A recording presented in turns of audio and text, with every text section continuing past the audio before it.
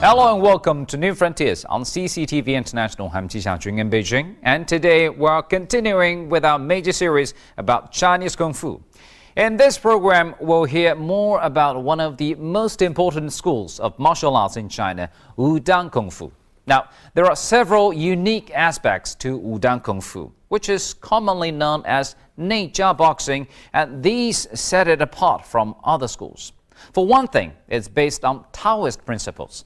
So Neijia boxing uses soft tactics to overcome hard and stillness to overcome motion. Thus, it enables the weak to defeat the strong. As you might imagine, there are many fascinating stories told about the masters of Neijia boxing.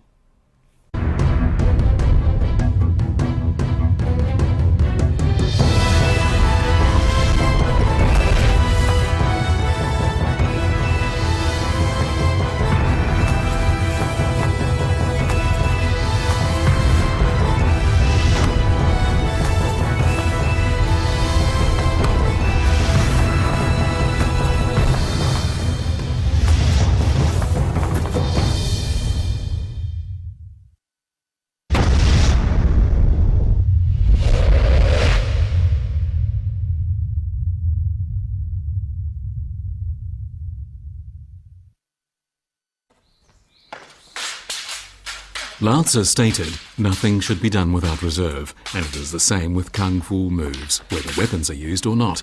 Any move, if executed with reserve, will land the person executing it in an awkward position.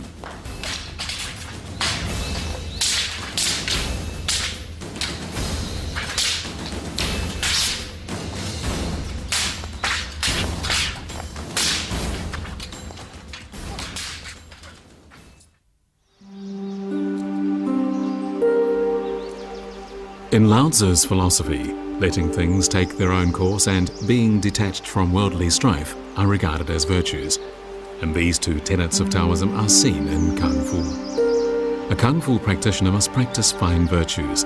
He must never give up on anything or attract attention on purpose. Traditional Chinese Kung Fu values skills, not merely winning a fight through physical strength.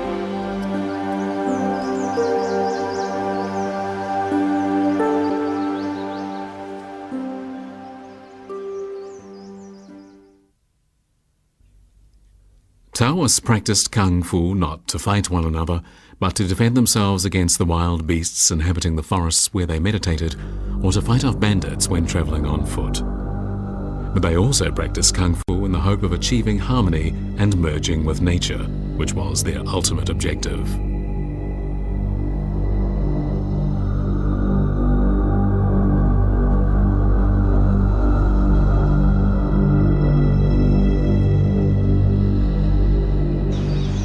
Taoist Jia seldom leaves Mount Wudang. Apart from daily classes and ceremonies and prostrating himself before the statue of the god of Zhenwu, twice every day at midnight and at noon, he engages in sitting meditation. During this meditation, he practices internal work, which means taking in the fresh and expelling the stale in order to guide qi inside his body. Taking in the fresh and getting rid of the stale is called tu na by Taoists, while guiding qi inside the body for circulation at will is called Dao Yin. Together, they are used to cultivate internal vital energy, and this is very important in the life of a Taoist. 中国古代历史渊源很久远的这个内丹术，它更强调的是什么呢？内气的腐蚀，内气的吐纳。内气的流转周流，内气的运用，所以这个古代的内丹术呢，在我所知道，我所跟一些武术名家或内丹修炼者的这个请教当中，知道，像内家拳呢，练到高层境界的时候，它就应该与这个内丹术的修炼相通相近了，是吧？它在低层次。在中间层次可能还到不了这个，体会不到这种东西，但是到往高层次追求这个内家武功的时候，它离不开内丹的思想。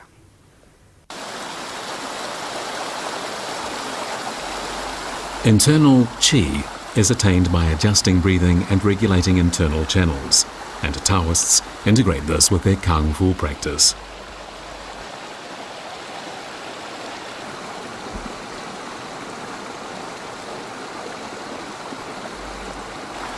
The cultivation of internal qi initiated by Taoists was later adopted widely by Kung Fu practitioners.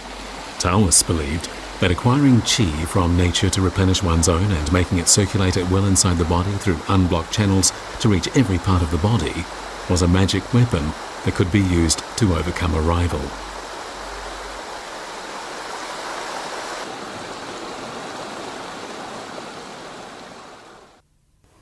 对内的这个修炼，对内气的这个修炼，这是中国文化特有的。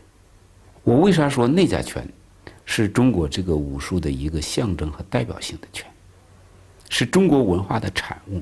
因为我们知道中国的文化，这个哲学里的气化论呢，这个气学文化是中国文化独有的。所以说到这儿，其他的拳派或其他的门派，就包括所谓的这个少林外家，练到高层境界，同样有这些东西。这不只是内家所独有，但是是内家所推崇。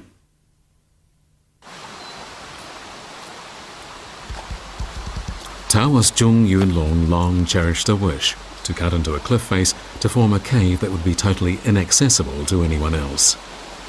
He uses his cave as the place to practice internal qi. To Zhong, such a location is ideal, as he knows well that in ancient times people used such isolated sites to improve their kung fu skills.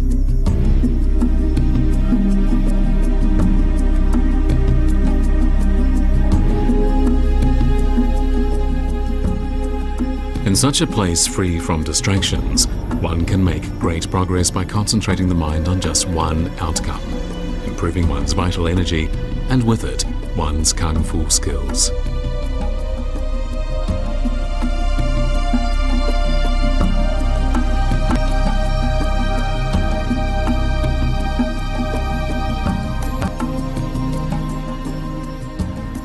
So 是我们道教的很多前人呢，他造了很高的悬崖，万丈悬崖，他在那个悬崖上面找一个很险的地方，他在那栽赃，那稍不注意可能就会有粉身碎骨的威胁，所以他注意力非常集中，他不敢想别的东西。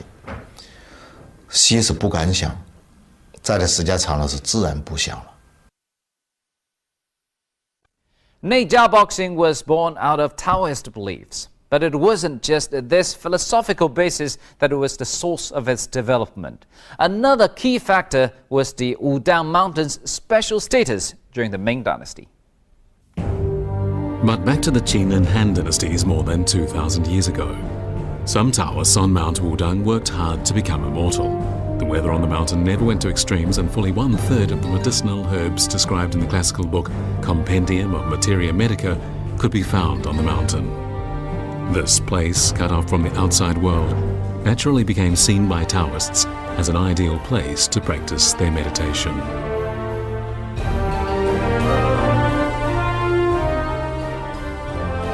Shaolin Temple on the Central Plain, on the other hand, was dragged repeatedly into wars, particularly during the Ming Dynasty when the temple's monk soldiers were called upon to do service for the Ming government. The fact was, the kung fu fighting prowess of the Shaolin monks had aroused much attention from the court, and so the monk soldiers were sent again and again as a special force to fight for the empire.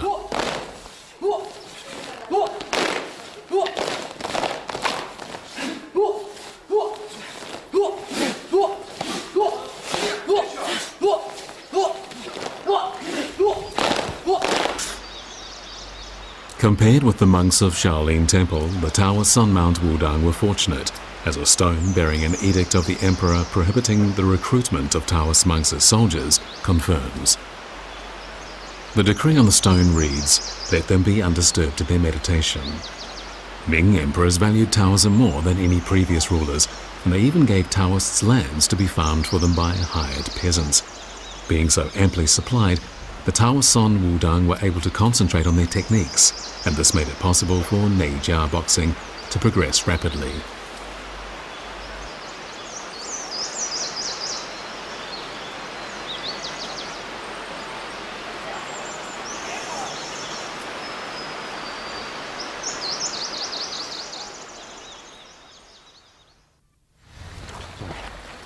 Today, Taoist Zhong Yunlong likes to teach students in some quiet, secluded spot. But in ages past, Neijia boxing was taught only among Taoists and never to outsiders. While this age-old rule imbued this boxing style with an air of mystery, it also meant it was little known to non-Taoists or anyone else outside of the mountain.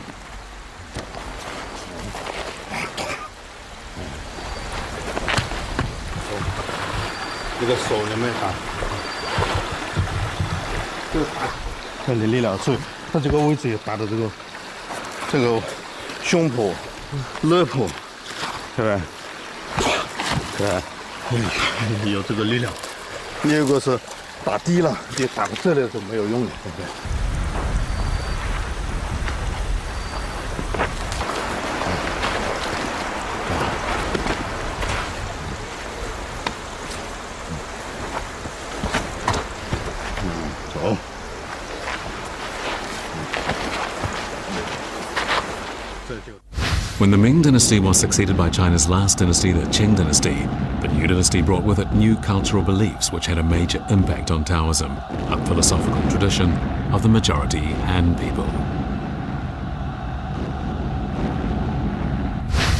To the new regime, the royal temple of the Ming dynasty meant nothing, and under the new government, Taoists were no longer privileged. To make a living, many had no choice but to leave the mountain, but there was a positive side effect. Inevitably, their Neijia Kungfu, along with its theories and tactics, spread into the world outside the mountain.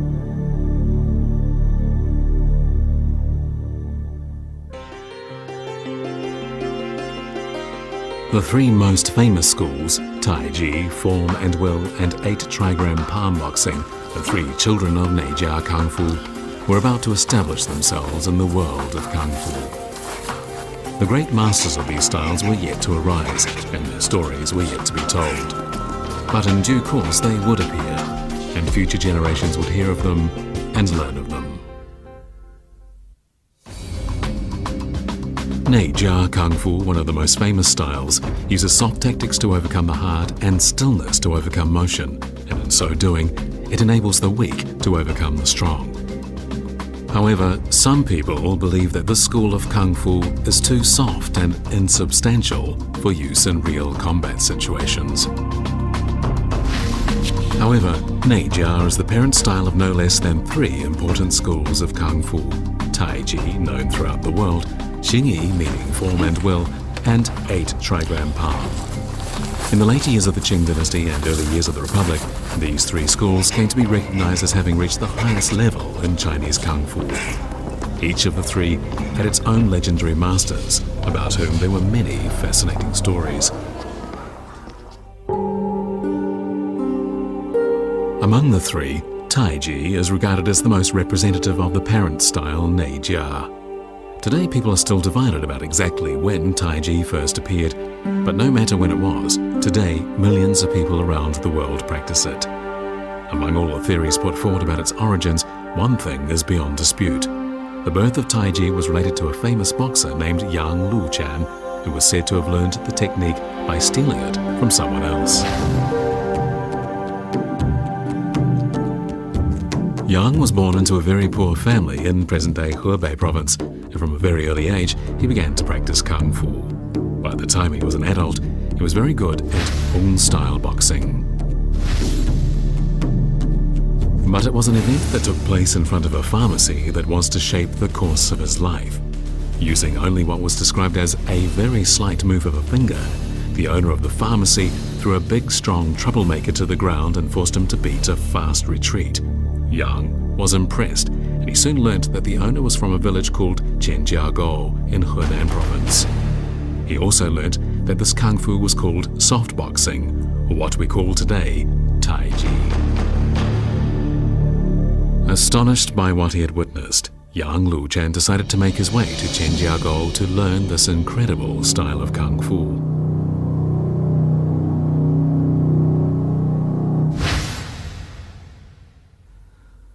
The village of Zhenjiagou in today's Wenxian County in Henan province has been a cradle of numerous Kung Fu masters. Even today, most of the residents of the village, some of them young and others older than 70, can do Kung Fu very well.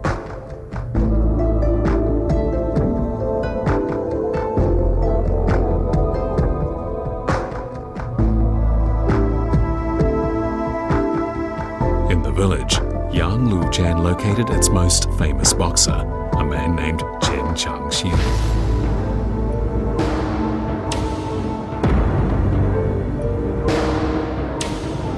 Chen Changxing was tall and strong and possessed Kung Fu skills that seemed unfathomable.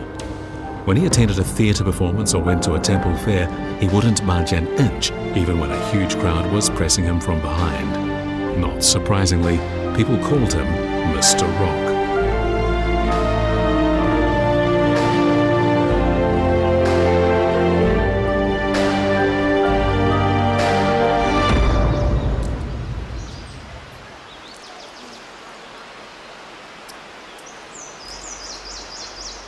But where did this Chen Changxing learn Taiji? People are divided on this point as well. Some feel it likely that Taiji was not native to the village, while others think it probable that Chen inherited it from his ancestors. But whatever the case, all agree that Chen is the earliest recorded practitioner of Taiji, and it has been impossible to trace its history to anyone before him.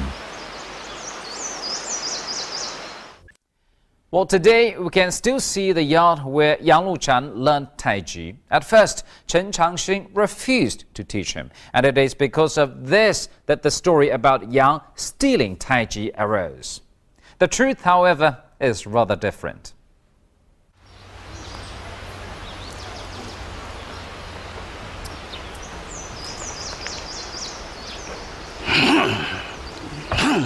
All Kung Fu masters were very picky when it came to choosing students, as following the teachings that went with all schools of Kung Fu, only the virtuous, smart and quick-minded could qualify. Yang came twice to Chen Changxing and twice he was refused. But undeterred, he asked Chen a third time, and this time Chen decided to determine whether Yang was a suitable candidate. He asked Yang Luchan to come to a quiet room for a talk, and Yang showed up punctually, only to see Chen seated comfortably in a chair, eyes closed, at rest. Yang didn't disturb him, but stood to one side with all respect. After a long while, Chen opened his eyes and then simply said to Yang, "It's too late. Come tomorrow at the same time." The next day and the day after, the same thing happened. In fact, several days passed like this. But Yang did not become frustrated. Eventually, Chen was moved by the young man's determination, and he decided to teach him all he knew. 3 years later, the teacher said to Yang, "You may leave, because you have no match in this place." 我们一般的大家认同的是，杨露禅曾经3下陈家沟，就是他去一次可能学了一段时间，可能中间又回来了，完后再去。这个说明什么呢？内家拳，具体说太极拳，它的修炼是很不容易的。即便你是很聪明的人，即便你是很用功夫，它真的需要相当的悟性，还有老师给你喂劲儿，你才懂劲儿。懂劲儿后愈练愈精。啊，你得懂劲儿，这是第一关。所以这个内家拳的修炼呢，很不容易。他那个神奇，让人家看起来好像没劲儿打人，好像手很慢能打人，他不容易啊，练到那个境界。所以啊，修道者多如牛毛，得道者少如凤角。The great fame young Lu Jian eventually enjoyed was closely related to his experiences after he mastered the skill. He returned to his hometown in Guangping County, and there he met with many Kung Fu practitioners and beat all of them. In no time at all, his name was known throughout the area.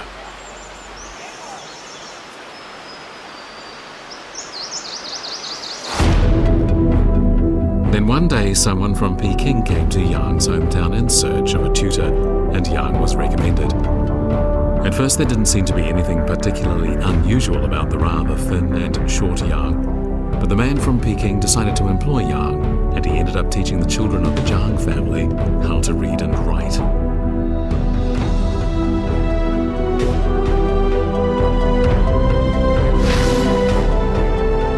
Zhang family owned a famous shop in Peking that sold pickles, and its owner, known as Fat Zhang, even supplied one of the royal princes with his product and maintained a close relationship with the prince's family. With the power of the family of a prince backing him up, Fat Zhang was regarded in the city as untouchable.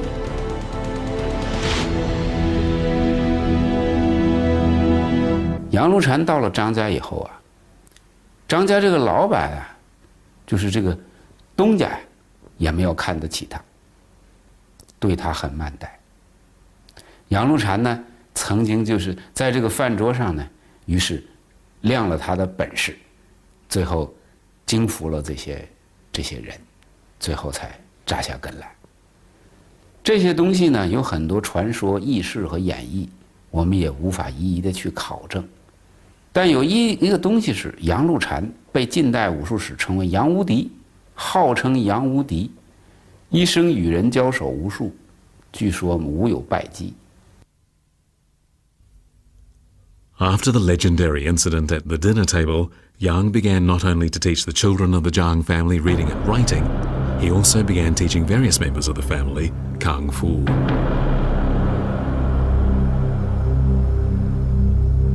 As it happened, the butler of Prince Duan was a great, almost fanatical lover of Kung Fu, and at the recommendation of Fat Zhang, Yang was employed by the prince as a Kung Fu coach.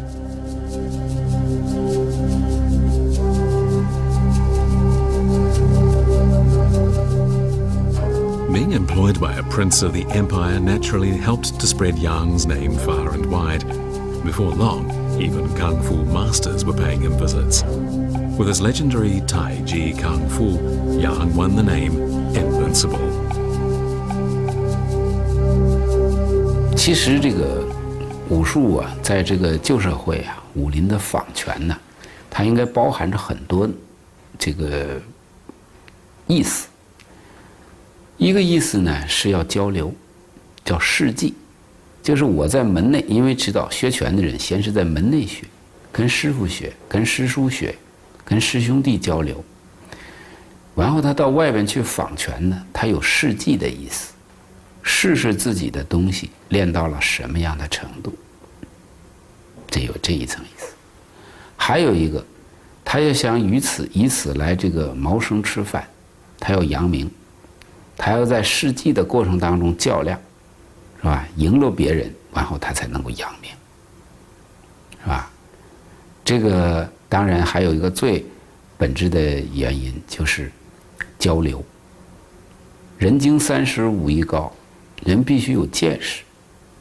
武术这个东西是要切身体会实战的，它不是纸上谈兵，所以他在外边这种仿拳本身的过程，也是多闻、多看、多体会的一个过程。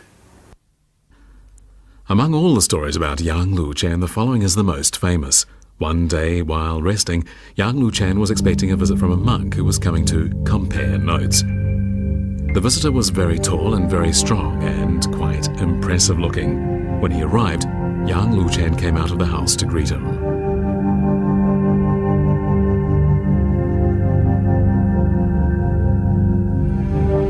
The monk greeted Yang with all courtesy, and then Yang invited him into his living room for a chat.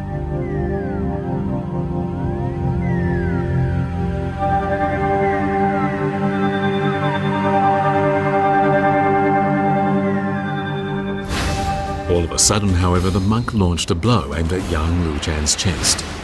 Yang contracted his chest a little, used his right arm to fend off the blow, and with a gentle push, the monk was sent flying. He dropped to the ground, as if downed by a heavy blow. It was quite some time before the monk regained his breath, and when he did, he readily admitted his defeat and said he was very curious about the type of Kung Fu Yang had just applied. The great fame Yang Luchan eventually enjoyed was closely associated with his experiences after mastering Tai Chi. His special position in the imperial army naturally helped to spread Yang's name far and wide. Before long, other Kung Fu masters were seeking him out. Some would challenge him, and using his legendary Tai Chi Kung Fu, Yang beat them all. Thus, he became known as Yang the Invincible. In our next program, we'll hear more stories about Chinese Kung Fu, so please tune in again. And thank you for staying with us on today's New Frontiers. I'm Ji Xiaojun from CCTV International. Goodbye.